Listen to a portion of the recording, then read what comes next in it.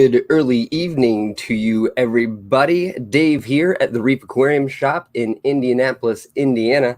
And it is time for Monday night Q&A. So if you have any questions about aquariums, the aquarium hobby, or the Reef Aquarium Shop, drop them in the comments below, and I will absolutely take a look at those. Sometimes if I elaborate on them a little bit, I'll pop them up on the screen there for everyone to see. So if you do have any questions, go ahead and drop them on the comments. And if you are not watching this live, please still feel free to drop your questions in the comments, and I will do my best to come back through and answer those for you. It just won't be here and now.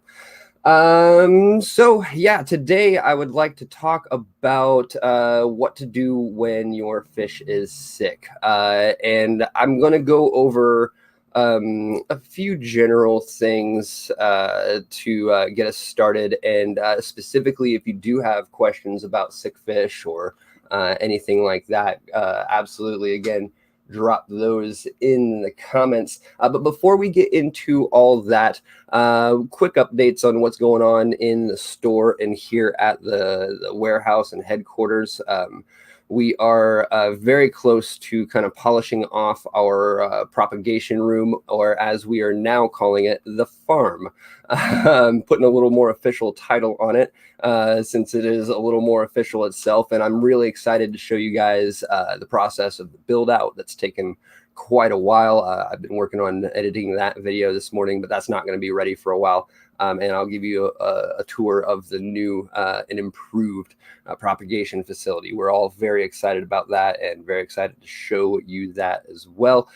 Things going on in the shop, not too much in general, nothing crazy going on right now, but we are gearing up for our Black Friday deals. So we will be announcing those. First look at those will probably be on our Facebook page, I imagine.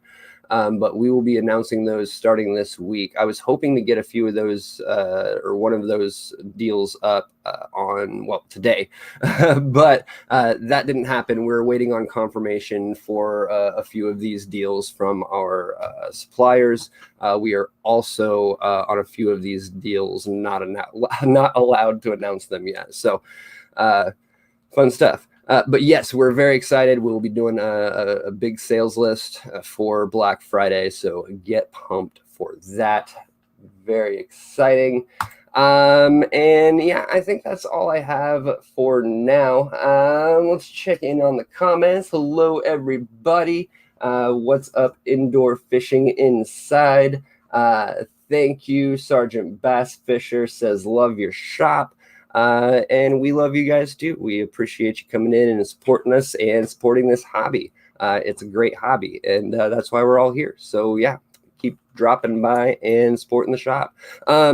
Speaking of which, you can actually start supporting the shop online now. If you go over to TheReefIndy.com, on the top bar there, you're going to notice that we have a shop. Now, I will say that the only thing you can actually buy in there right now is gift cards that are only redeemable at our physical location. But very, very soon, we are on the precipice of getting out some aquascaping packages and what you see, what you get, rocks, driftwoods, and then we will very soon be moving into corals and things of that nature after that. It's one of the reasons we've been building up our farm, our coral farm, is because we want to start offering that to a broader audience, or people who maybe even happen to be relatively close, like, you know, you're in a neighboring state and can't just make it in here all the time, but you can absolutely still be supporting us by popping online and getting some of our stuff. So that is on the way, coming very, very soon. And I will scream it on rooftops and blast it out to the world when we are actually live with that. But for now, you can get gift cards that are redeemable in our physical location. And we will be expanding on that much, much more soon, because it's not only going to be those things that I just mentioned, but a lot of our favorite products in the store and things like that. We were supposed to be doing this like almost a year ago, but we had a few hiccups and we changed providers, and things are way better now. So we're excited to be back on track with that, because we had been teasing it for a minute and then it just fell flat on its face. But yeah, that happens. Yeah, let's jump into why we're here. The topic of today is what to do when your fish is sick. To jump in the comments here real quick. What is up, Charles? Charles is asking, any tank sales coming up? And yeah, just talked about Black Friday deals coming up, and there will be a few different tanks on those sales. I'm just not at liberty quite yet to start announcing those, but pay attention to our Facebook page very, very soon. Hopefully tomorrow or Wednesday will be the very first announcement for some of our Black Friday sales. We're just going to announce them as we A, confirm them, and B, are allowed to announce them. So be looking out for that. Jumping into a medication question. Tom asks, hey Dave, Prozi Pro, good for internal parasites? Prozi, yeah, it's decent, and it also kind of depends on what you're dealing with too. But yeah, Prozi is a good generalist. Usually, if I'm hitting up internal parasites, so honestly, I'm just gonna let this start my spiel here. Yeah,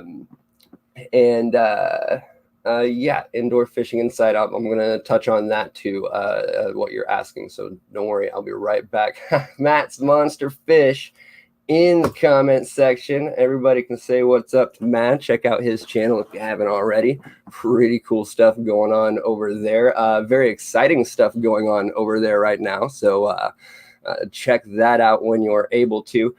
But Tom was asking if Prozi Pro is good for internal parasites. So I'm going to just start this with if I can treat something without doing legitimate medications first, I'm going to. I think it's very important to have a quarantine tank, but I completely understand that it is very not feasible for a lot of people. Even those of us who have like multiple fish tanks at home, we always have good intentions, and a quarantine tank is usually how this starts. But you set up a quarantine tank and you have great intentions. You're going to keep that blank, bare, nothing in it, and if you have any issues, that's where your sick fish are going to go. But lo and behold, that quarantine tank is just empty, and you have to fill it because it's there and it's empty and it's running, and why wouldn't you fill it? So yes, multiple tank keepers also have this issue too. But yeah, if I can treat without medications, I'm going to, especially if I don't have a quarantine system. And the way you're going to do that 9 times out of 10, if you see something up with your fish, no matter what it is, test your water. You probably don't need to test it right off the bat, because B, you want to do a water change. So go ahead and do a water change, test your water and see where you're sitting after that. Slowly bump your temperature up to about 86. And yeah, this isn't just for parasites. Bump your temperature up, increase your oxygenation, because raising your temperature is going to decrease your oxygen levels. But bump up your aeration somehow, whether that be like an air stone or increased water flow or surface breakage. When I'm talking about water flow and oxygen, the water surface is what's going to be most important there, and that's actually what your bubbler is doing, is just breaking up the water surface. All those bubbles mean nothing inside the water column. It's what they're doing at the surface that's creating that oxygen. But raising your temperature is always going to decrease the oxygen levels in your tank, so you want to make sure you actually account for that. But raise your temperature, add some aquarium salts. Usually it's about 2 teaspoons per gallon or something like that. Follow your directions. Comes in a little carton. Looks like a little cardboard milk carton, and yeah, it's got all the stuff there. But that's always what I try first, and if I can get rid of it that way after a few days, then beautiful, perfect. If not, then that's when I start exploring other medications like the Prazi Pro and things of that nature. Honestly, for internal, I will usually go with a medicated food like a Dr. G's or something like that. You can also, Tom, you're great. You're just kicking everything off, man. You could also go into something like the SEACHEM line, which I'm going to talk about in a little more detail here in just a moment. But actually, the majority of those powdered SEACHEM medications can be used in combination with a product they have called Focus, which will bind it to food, making any food medicated food. And that's just a little more direct when you're treating internal parasites. But as far as parasites in general, yeah, I'll use the Prazi.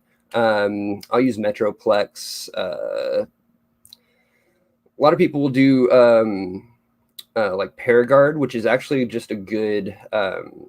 That's just a good chemical to use. If I go back to quarantine, people will also use quarantine and should use quarantine for new fish, not just sick fish. But any new fish that you get should go into quarantine first before going into your main tank.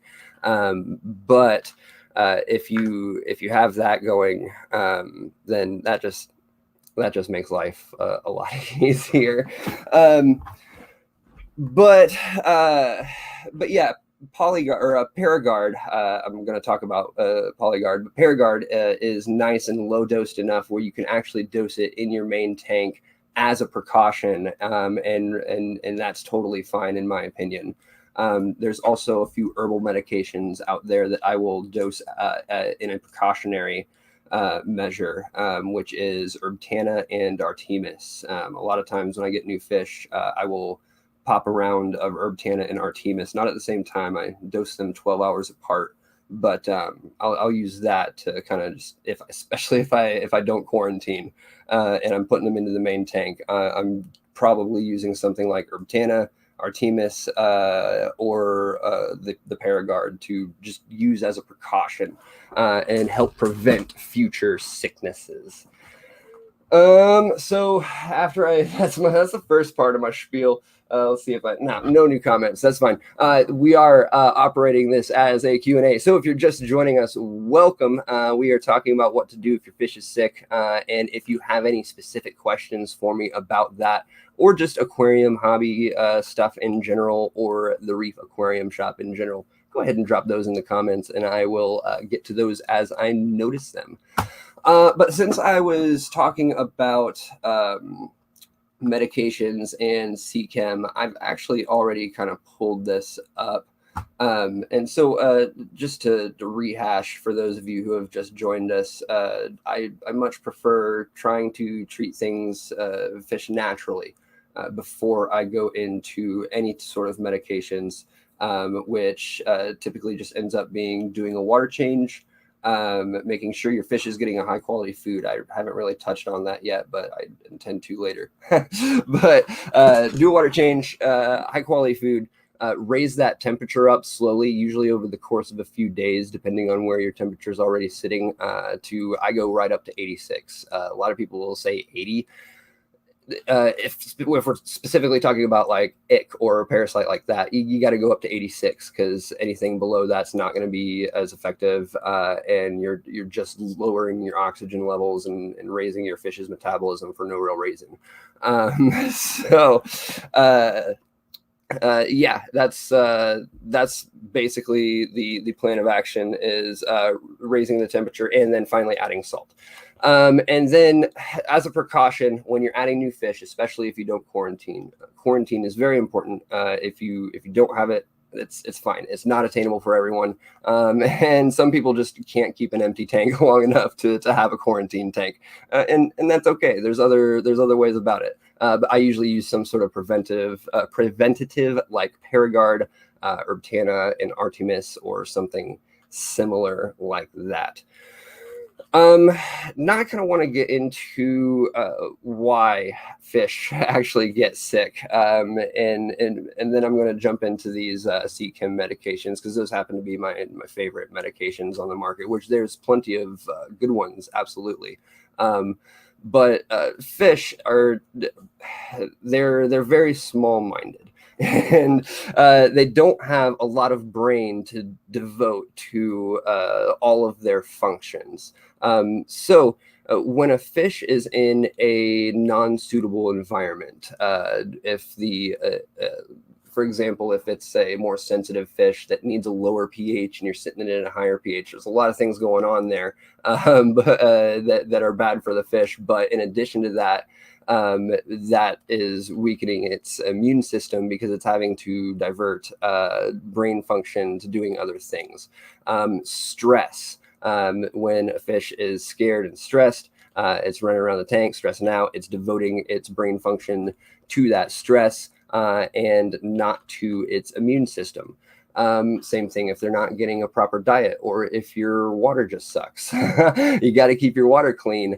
And if it's not, they're devoting other brain functions, or they're devoting their brain to other functions other than their immune system. So you got to keep a clean tank. So do your water changes frequently, and make sure that you're keeping your fish in the proper conditions and feeding them the proper diet. Another example, don't want to feed a carnivore a bunch of herbivore stuff. That in the long term, that's not great for them and is going to decline his health and the immune system. So in general, just making sure you have a suitable environment is the best way to avoid any potential diseases. So now I do want to talk about identifying diseases and what you can do to treat them. And for that, I'm actually going to take us over here. Let's do this guy. And here we are on SEACHEM's website, and specifically I am at seachem.com/medications-treatments-effectiveness.php, but you can just go to seachem.com and navigate your way here. I think products, medications, and then you'll get there. So here we are in medications, and I've gone to this handy dandy treatment chart.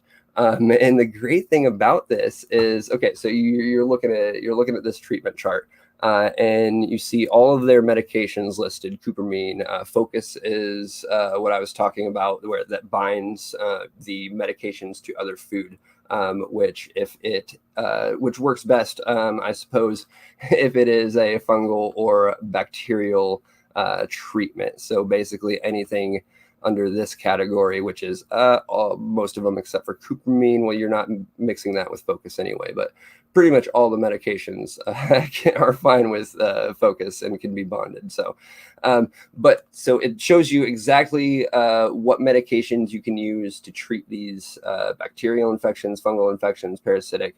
Most of this is going to be effective against bacterial infections, but what I really want to look at right now is one of their newest medications, Polyguard. Polyguard is amazing. Actually, for quite a while, we were using that primarily as our medication in store. And it's great because it's broad spectrum, and it's basically like 3 different medications in one product. So you're low dosing 3 separate medications. So it's actually ends up being not as harsh, and you're hitting a myriad of things: bacterial, fungal, parasitic, and it's proven to be pretty effective on just about anything I've thrown this at. So that's honestly going to be my #1 recommendation as a general medication, especially if you know something's up. Your salt and raising the temperature is not working. Your water's clean.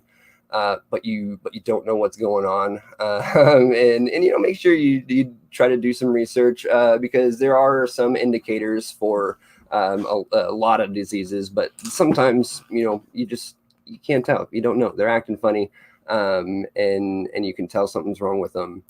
That maybe they're flashing, and that's a common sign that a fish is not feeling well, and that can actually go for a lot of different things. People associate it mostly with ick, which is the parasite that looks like salt all over your fish. And if you see your fish just kind of crashing against things, it's basically itching. It's scratching because it's got an itch and it's trying to knock that ick off of it. So if you see it flashing on the gravel, rocks, decorations, anything like that, that's your number one indicator that you probably have an issue with your fish. And the most common disease is going to be ick, which is a parasite, which is fairly easily treated by just water change, raising the temperature, and salt. 9 times out of 10, I can get rid of ick using just that method, and I don't have to go into anything harsher or add anything into my tank, which could be potentially harmful in the long run. For example, I really just don't like using antibiotics in general. Sometimes I feel like it's a necessity to treat a fish, and I absolutely will, but it is my last resort for a lot of different reasons. But it can build up immunity in your fish. When you do your water changes, it actually doesn't go away. It's running through the system and being diluted through the city's water. So that actually has been attributed to humans building up immunity to these antibiotics or something similar. I'll pull up the articles later. But yeah, just real interesting stuff. So if I can avoid it, I'm going to. Yeah, this Polyguard treats so much and has been effective for so much for me that it's absolutely my number one recommendation for a medication. If things aren't working out, just doing the kind of the natural way, if you will. I don't necessarily think adding salts to your tank is natural, depending on the fish, I suppose. But which also brings me to treating saltwater fish. There's a lot of the same treatments can go for saltwater fish and are just as effective, but you really, really, really want to have a quarantine tank to treat individual fish. Trying to treat a reef tank is a nightmare. So especially if you have a reef, even if it's a relatively small one, like like a 40-gallon or something, like even just a tiny thing, if you can have a quarantine tank for saltwater, I feel like this is a dangerous statement, I suppose, but I feel like it's almost more important to have a quarantine tank if you have a saltwater tank, especially a reef tank, than it is for a freshwater tank. And I guess the same thing really can be said for a freshwater planted tank. It's difficult to treat a planted tank and not mess everything up. And that's usually where I'm going into the raising the temperature. Most of your plants don't like salt. I've still done like the salt treatments in a planted tank, and tried to just well, that means it's only 5. Time change. Usually I have my lights going off at 6. I was like, wait a minute, that was quick. But lost train of thought. Where was I? But saltwater, yeah, and planted tanks. It's just difficult to treat the salt with the plants. Sorry, there I am. The salt with the plants doesn't mix too well, but I have used the salt treatments and just done fairly heavy water changes afterwards, and it was okay. And a lot of your medications are really not going to be great for plants. So what I typically do in that situation is I will try to go herbal, and you see a lot of mixed things in as far as herbal medications go, and as far as if they're effective or not. So personal opinions here. You don't see Melafix or Pimafix on our shelves because we really don't think it's effective. It's been proven not to be effective at all. But what I have found effective is in herbal medications are products called Herbtana and Artemis. Now, I've already discussed these a little bit, but Herbtana will go after parasites and Artemis hits up fungal and bacterial. So if you do those in a 1-2 punch, that's awesome. That's what I'm using as since it's an herbal medication, I'll use that as a preventative a lot. We've used this in our planted display. We've used the saltwater version, which I think is the only real difference between the saltwater version and the freshwater version, maybe just the instructions. Anyway, we've used it on our 450-gallon Reef display, and it worked beautifully and did not affect any of our corals, which some of them can be pretty sensitive. But yeah, that's typically what I'm going for if I'm doing a planted tank or a reef tank, is I'll go up for those herbals. If you don't have a quarantine, which again, why it's very important, especially for planted tank owners and reef tank owners, just set up quarantine and don't turn it into just another new tank. Keep it a quarantine. It's so tough. It's so tough. I've turned so many quarantine tanks into just legitimate running and, pretty tanks, but we won't discuss that now. I'm ashamed. No, I shouldn't be. That's how we do this. That's how we get addicted. We just keep setting up these tanks. But before I see I've got a few questions lined up here. But before I jump into those, while we're still on the SEACHEM website looking at this handy dandy medication chart, which is awesome. And again, if you're just joining us, welcome. If you have any questions about fish health or aquarium keeping or the Reef Aquarium Shop in general, drop those in the comments below. My preferred medication just in general is SEACHEM medications. Plenty of other good ones out there, but this is my personal typical go-to. That's what I'm going to first. So they have this handy dandy medication chart. And if you go into, we're just going to pick, let's just pick Canaplex. Which is an antibiotic, but this treats dropsy, popeye, fin and tail rot, septicemia. A lot of people have trouble figuring out how to treat septicemia, which is basically an oxygen issue. You end up seeing like burst blood vessels in like the finnage, in just like red streaks through the fins. That Canaplex can definitely help out with that. But if you keep coming down here, it gives you a chart of and actually shows you what you're looking for when you're like actually properly IDing these. This is like the most interactive, not interactive, but it shows you everything in one spot. Cloudy eye, you've got I'm trying to point to it like this, like you can see it, but here we go. Like cloudy eye, you can see the indicator there, Popeye, and fin rot, you can see the frilled edges there. So anytime you're going through this and maybe you don't know what's going on with your fish, pop over to SEACHEM and they can really help you out a lot with identifying what's going on.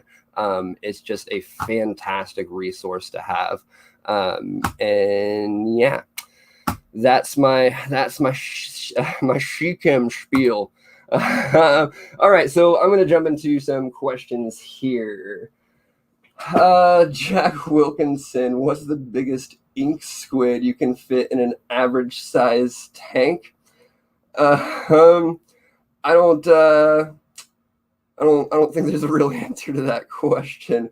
Are there even, I mean, I've not seen those really in the aquarium keeping hobby much at all. You're going to actually see those at legitimate aquariums, which we are not. Thank you, Daniel Harrison. And Milk Carton says, does fish happen? Sometimes fish does happen. Sometimes fish does happen. So no real questions there, which is fine.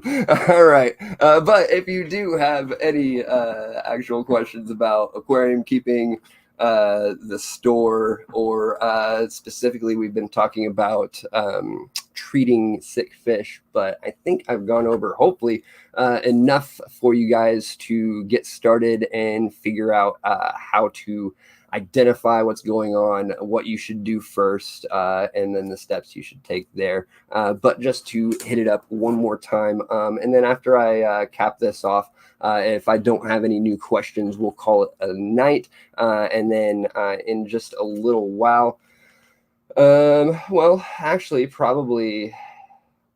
See, the chime changed for me. Now, what time is it anyway? So after I go down, there's other fish tubers jumping on live, so you can search them out. And I usually try to wrap up before they jump on. That way you get a chance to see everybody. But so what to do when your fish is sick? First thing you want to do is a water change. Honestly, no matter what your water tests, I'm doing a water change. So if you don't want to waste the strip, just do a water change and then test the water and see where you're sitting after that, and make sure you just have a clean source of water. Once you notice your fish is sick, you've done your water change. I usually pop my temperature up to 86, and slowly over the course of a few days, depending on where your temperature is already sitting. And then I'm adding some freshwater aquarium salts if you're in freshwater, or if you're in salt, don't do that. But in saltwater, honestly, your main thing is if you can treat them in a quarantine with specific meds, once you ID what the actual issue is and what you need to be treating them with, highly recommend both salt and fresh quarantining them. But if not, and you're just doing the main tank, yeah, again, water change, pop that temp up, not so much for salt. Basically you're going to water change that and just medicate the tank, however you need to do so with whatever kind of setup you have. But yeah, after you've hit up all the possibilities that you can without hitting up medications, that's when we're going to start exploring some new things. The gentler stuff is going to be things like Paragard, Herbtana, Artemis. Those are great preventatives as well if you wanted to add that every time you're adding new fish, or something like that, just as a preventative. That's great. And then if none of that's working, let's bump up into some heavier chemicals.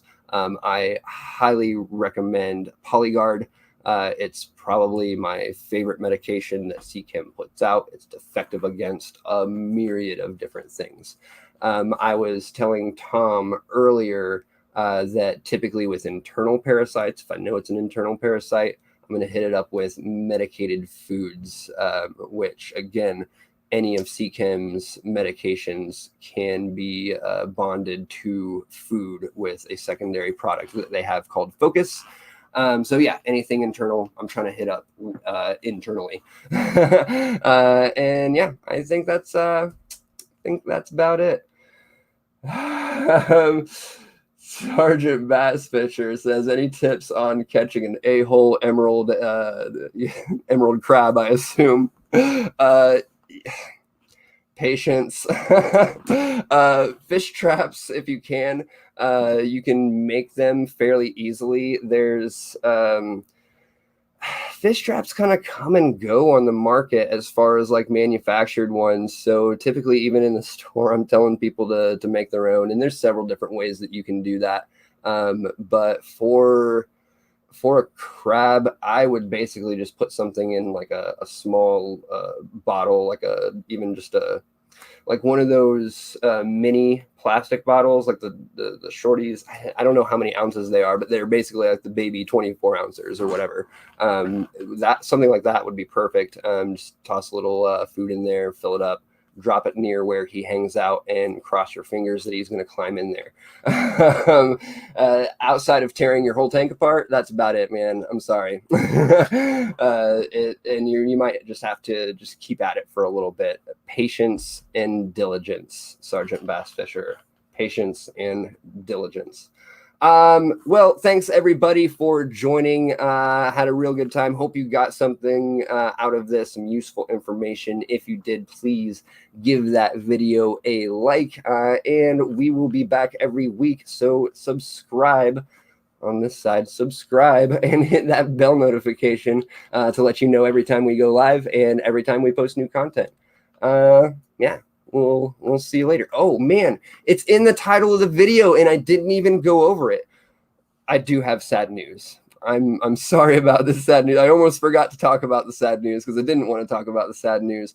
But if you've been watching the last couple of micro pond videos that I put out, I lost my beta this morning and I was so sad. He jumped out over the weekend while I was gone. I actually, when I first set this up, I had the water level up fairly high, but you know there was a good half inch or so away from the edge. But I had come in over the weekend on a Monday, and I always come up to the micropond, say what's up to him. He comes up to me, I feed him. I got distracted. I came up to the pond, walked away before feeding him, and he popped right out. Luckily, I was right there, popped him right back into the tank, dropped it down about 2 inches, and I haven't had any problems since. Don't know what happened this weekend. The water level was nice and low, but obviously not low enough. If you watched that video, or the last micropond video, you saw me kind of get an idea. This allows me to do that idea easier, but I wish it wasn't easy because I loved that little guy. He was great. He greeted me every morning. So yeah, unfortunately I did lose him. But stay tuned to those videos. I do have more ideas on the way. And again, that does allow me to do something that I am pretty excited about. I'm just super bummed that I'm now able to do it because of what happened. So there's that. All right. Again, I guess way to be ended on a downer, man. Yeah. Okay. Well, thanks for joining us. We'll see you next week on Facebook. If you want to check us out on Thursday, we will be going live. I'll be over there doing room tours and showing you all the new fish that we got in and all the cool stuff that we still have in stock. So join me on Facebook on Thursday. I'll meet you back here on Monday. And we'll hang out some more. Again, thanks. We'll see you later. Bye.